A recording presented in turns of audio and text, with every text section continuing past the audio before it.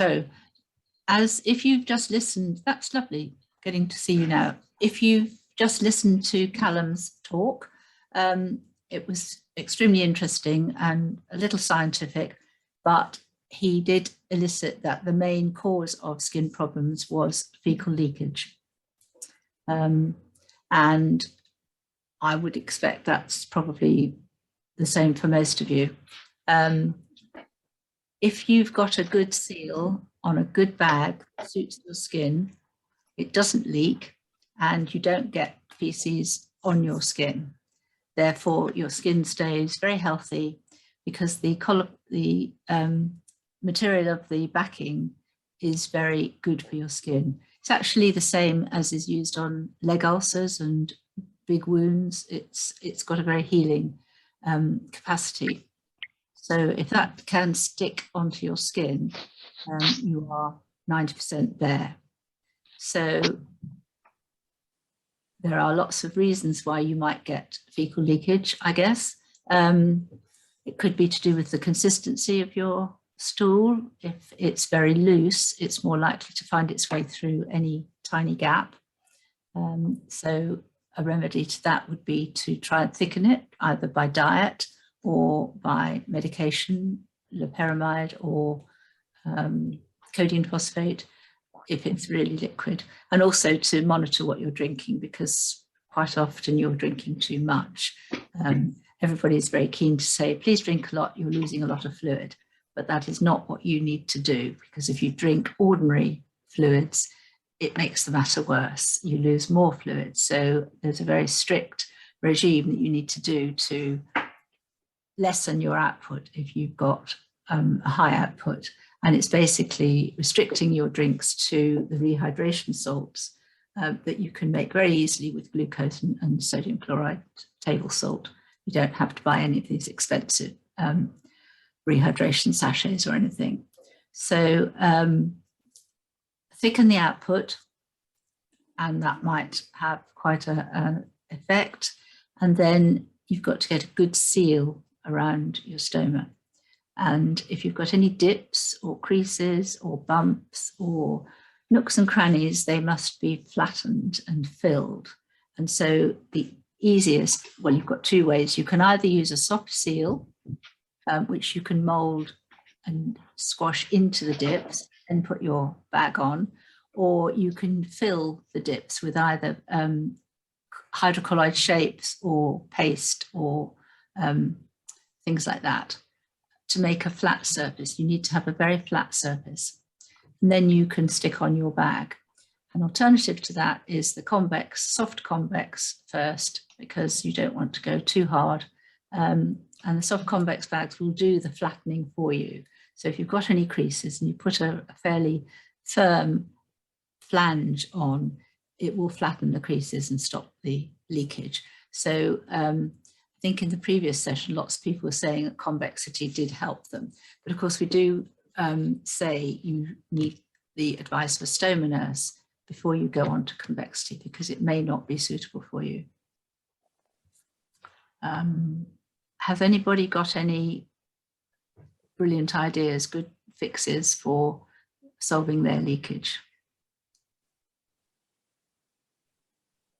Anybody had any major problems with leakage?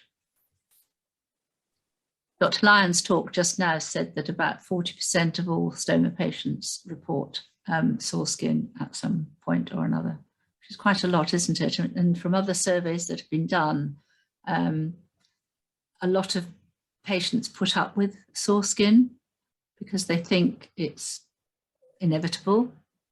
And that's something that we're trying hard to fight, because obviously it's not inevitable. It has a great effect on your quality of life and your discomfort, etc., and washing of clothing, that you really do not need to put up with it. I know there's been a slight shortage of stoma nurses around the last couple of years because they've been diverted into other busier sections, and I know from at the IA we've had a lot more inquiries regarding stoma problems than we would normally have, because we normally direct people straight to their stoma nurses. But we've been trying to help. as I am a stoma nurse. What else was on my slides, do you know? The other reason you could get leakage is things to do with the actual stoma, and you've probably heard of granulomas. These happen, they're an overgrowth of blood vessels actually around the stoma, but they're little bumps, and they are caused by either irritation from the bag, from the hole in the bag, or by leakage onto the skin right next to the stoma. And it's a reaction of the skin against the fecal fluid to try and protect it. And you get these overgrowths of cells, which are very problematic because they stop the bag sticking as well. So they really do need to be treated, and they can be treated quite simply at home with silver nitrate sticks, or quicker in a surgery with liquid nitrogen, or by nurses who are trained in cryosurgery and things like that. They can be frozen off, and if they're really bad, a patient can have local anaesthetic and a surgeon can take them off. But if you do that, you need to prevent them happening again, which means that your aperture in your bag needs to be completely correct. And then you won't get the stool on the skin. Any of you had any granulomas? Have you? Yeah, quite a number of years ago, and it was tracked with the silver nitrate. Yes. By, I think it was just a general GP. But I must admit, I've got a little bit of it happening again. So is that something that I should really get seen to? Because I wear hard convex as well, because I've got quite a flush stoma. And I find that even with a soft convex, I would get leakage.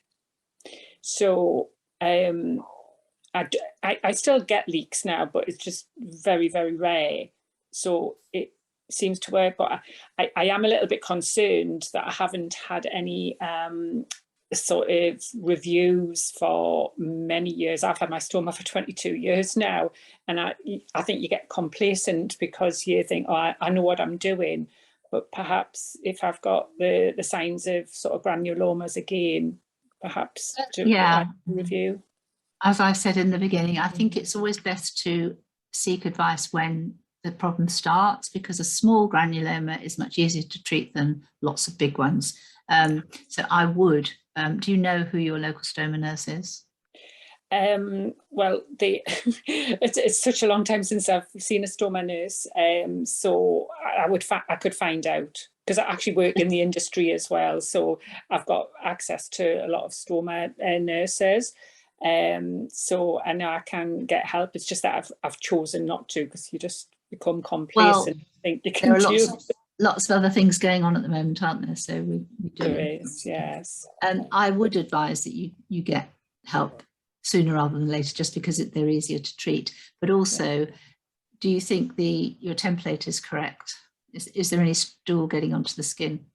A little bit, yes. So I was beginning to think that, but what I find is that if the template is changed to a slightly smaller, because you know how the stoma can enlarge sometimes, that if that happens, I then find that it's not fitting within the cutting area, so therefore you end up with a leak that way.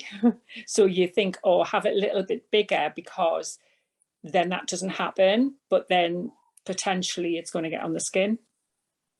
Bit of a chicken and egg and everything, isn't it? Vicious circle. You could, before you get help, put a little bit of a barrier cream or something next to the stoma, which would protect that skin. Right, okay. A thin, not a thick paste or anything, just a really thin layer of something that might just protect the skin. Okay. From that, because I do understand you can't have it cut too small, because of when it's swollen, it'll cut into it, it doesn't go on. So yes, that's probably what I'd advise. But I would think that your own stoma nurse, or a stoma nurse that you can contact, would be helpful, Okay. because GPs can prescribe these silver nitrate sticks and you can do it yourself at home. Right, okay. It's not difficult, and that's the easiest to do minor granulomas. It would take a long time to do big ones, but that's probably what I... yeah, well, it's very small, so... And they can become painful too, and they can bleed. Yes, so I have caught it before and it started to bleed, but that's what happened the last time, and that's why it was sort of obviously removed. So, okay. How was it removed? Was it surgically or? No, just with the silver nitrate, yeah. No, I think that's probably what you would be prescribed, but obviously I can't prescribe for you. Yeah. But yes, no, go find a stoma nurse if you can. Okay. I know they're a bit short supply at the moment. So anybody got any other? Were you watching the Dr. Lyon talk? Any of you? You mentioned... I saw part of it. I had a little bit of a problem sort of technically, but I saw sort of about the last part of it, where he showed us the gory pictures of yes, that was quite alarming, to be honest. I've not seen that. No, they were a bit extreme, and of course he is the expert, so he gets referrals in from everywhere. I've heard him speak a lot of times, and he showed photos of some of the places that he visited, saying that, you know, the perks of the job are that he gets invited to speak all over the world, which is very nice, as we used to with stoma nurses, but that's stopped a bit now. What else can I help you with? How are we doing with time? Let's copy next. Okay. There's a very industrious lady knitting there, Mrs. Spears. See you in the distance knitting, that's very good. Who else have we got?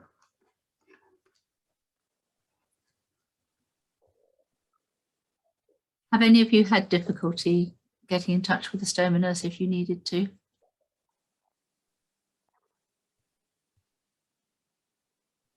Everybody's muted.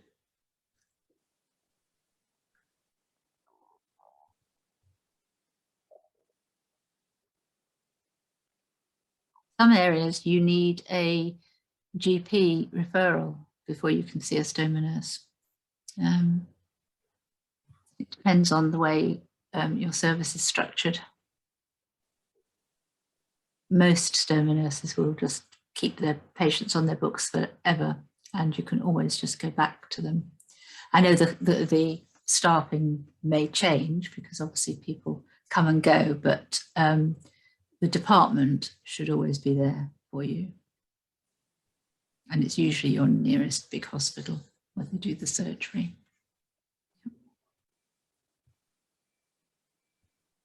I am sorry that I can't get this presentation up. Let me just try again.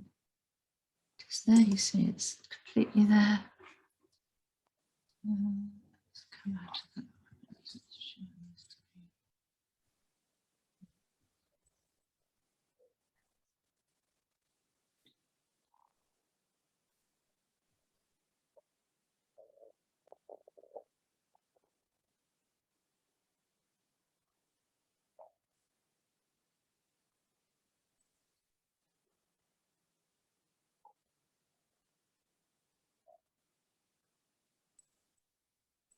All I've got open is the presentation. I haven't got anything else open. So.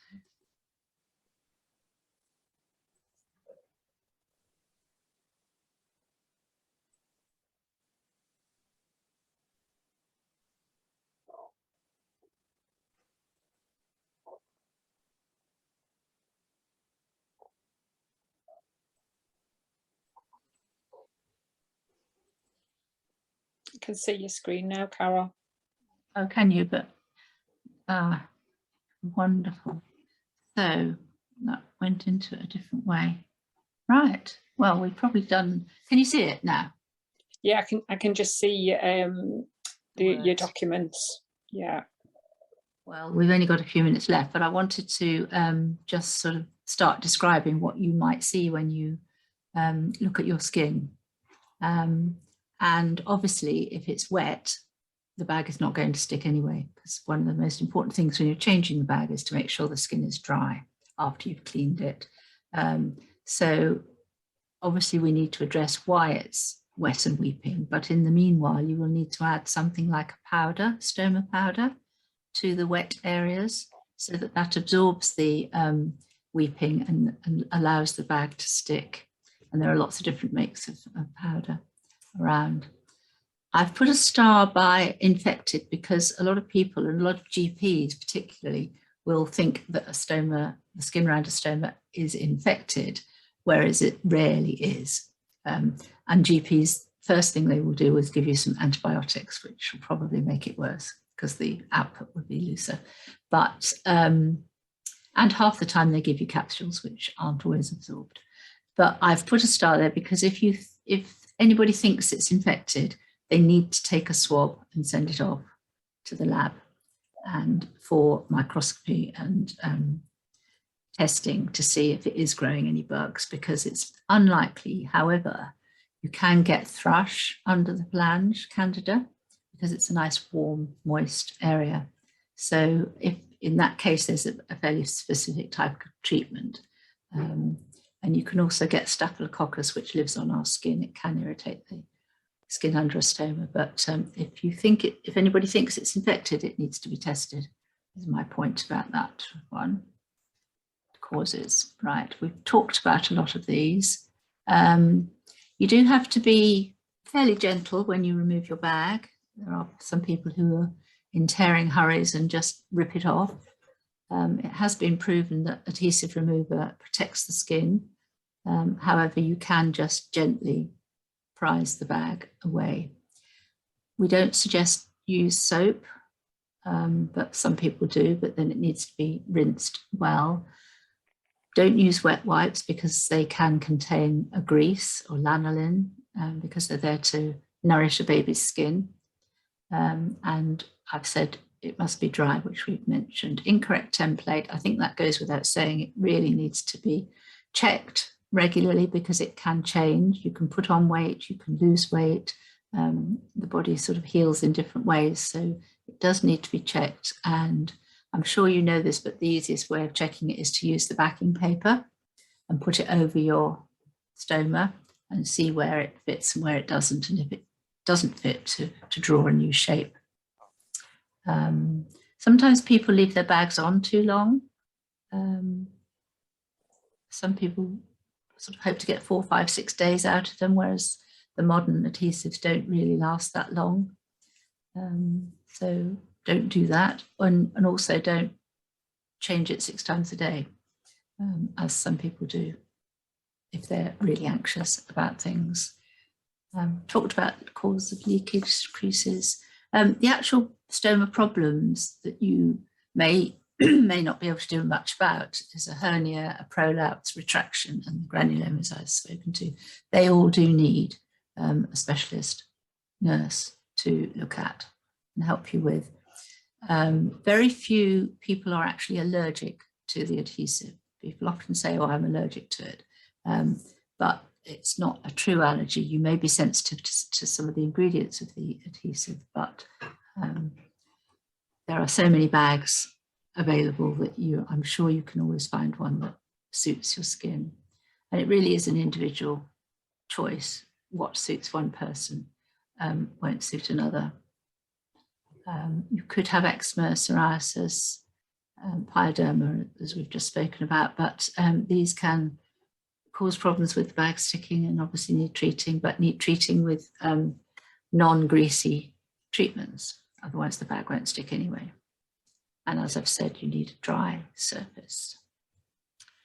I've gone through all that. So in getting help, where would you go? And I've suggested it would be useful that if your stoma nurse did annual reviews, as is our aim. But obviously, if you're really short-staffed, you can't do an annual review when you've got post-operative patients needing to be shown how to manage their stoma. So it's a case of them having to prioritise what they do. But in case of a problem, your first call should be your local stoma nurse. And I guess if you don't know which hospital locally to you has a Stoma Care department, your GP should know that. Although it's really difficult to get hold of a GP these days, isn't it? So, not a good time to be in trouble. But there are lots of company information booklets. And if you look on the bottom of our landing page, there are company websites there. People, instead of being present at an exhibition, are in their own little area, and you can log into those and get lots of information from those companies. And I must say that companies spend a lot of time and money on their information leaflets. They're really, really good. Usually written by a stoma nurse for them, but they are really good. And then websites, I would say reputable websites. I wouldn't say Google your problem, because you will get all sorts of weird and wonderful responses, but reputable websites such as IAs, because we are a specialist charity that only deals with ileostomies and pouches, and obviously has lots of expert information. Your delivery company, if you use one, and company stoma nurses are extremely useful. They work very closely usually with their local NHS nurses, and the delivery company often has a helpline. So you're probably known to the company, and that's another avenue that you could get help through. But beware, I say beware, but it's also useful. Sometimes the companies will send you a mass of samples to try just because they want you to try them. So you do have to be a bit selective in what you receive from them. And IA, and then we have got not only the website, which has got lots and lots of help on. It's a new website, so it's still settling in, and sometimes it's a little difficult to navigate, but all our booklets and information sheets are on there, and some are shown, but then at the bottom it says load more, and if you click that, you get more and more each time. So we've had reports of people saying, oh, I couldn't find this, I couldn't find that, but they are there. There are also past presentations from past information days, and there's the forums where people chat. The forums were there before we had Facebook and Instagram and Twitter, and now there are 2 Facebook groups, one for ileostomies and one for pouches, and the pouches is new one, Pouch Pals it's called, is new, and it's got about 170 members in just a few months. So very lively discussions there if you have problems with a pouch, but there are discussions on the main IA website on Facebook as well. Today there have been posts on Twitter and Instagram about today's presentation, so that's all very good. And as I think you heard at the beginning of today, these are all being recorded, and they will all be available via our website, and they'll be broken down into chunks so that you can just choose topics when you want to go into, but they'll be on our YouTube page, but accessed through our website, and they're free, obviously. You didn't need to have registered for today's event to get access to them. And you might be interested to know we had about 280 registrations for today. So we're very, very pleased. And even though not everybody's here today, I'm sure they will all make use of the presentations.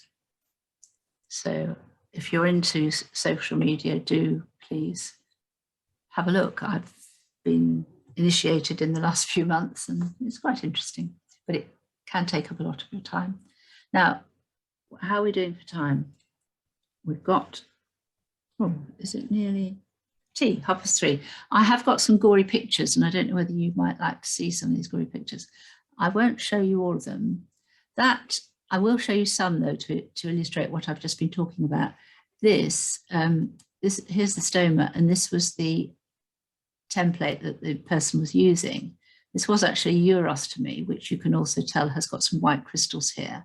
But once one cuts a correct template, all of that soreness goes. So again, it's really important to have the correct template. And that's leakage and analogy to the or sensitivity to the adhesive. So you can see it's exactly the round of the adhesive. Unfortunately, that's not coming up, Carol. It's not showing the full presentation. It's just it's showing your documents. It's never come. Can't see the pictures. No. Oh, that's a shame, because there were some gory ones. Well, I will stop. That's unless I can do that. No, they were at the end of this. Thank you for telling me. I can see them down the left. Oh, yeah, it's come up now. You had to do a new screen share, even though it was the same presentation. Anyway, it is 1:30, isn't it? So I'm sure I'm sure you want some tea. I just wanted to show you this one. It looks almost comical, but it was a urostomy and an ileostomy. And at first sight, you might think this was an allergy to the bags. However, we took a swab, and I must say we always take a swab when there's sore skin, and it was Candida. It wasn't. No, it was MRSA. It was MRSA infection, a bacterial infection under the bag, which was treated with an antibiotic spray. So this poor lady had sort of put up with this for quite a while before we got to see her. So I think that's probably, what else can I show you? This is, stenosis is another problem. Sometimes people's stomas almost heal over, which is a huge problem, obviously stopping it working, and also causing lots of dips and creases and making it very difficult to get a bag on. And we do dilate these. We teach the patient how to dilate them with a little dilator. This is the picture of granulomas. Was that anything like you had, Pauline? Yeah, just like sort of a couple of them, not as much as that. No. So, yeah, they can be very problematic. And this is the pyoderma that we were talking about. It's a definite ulcer with a ridged edge, and you get what they call skin bridges. And it's always linked to either infection in the pelvis or inflammatory bowel disease. And you can get this anywhere on the skin. You can get it on your legs or arms or things, but that needs fairly specialist treatment as well. Sometimes steroids, sometimes other drugs. That's how to measure your stoma. Yeah. Which I'm sure if you've had your stoma any length of time, you will know. But if you haven't, then it's very important.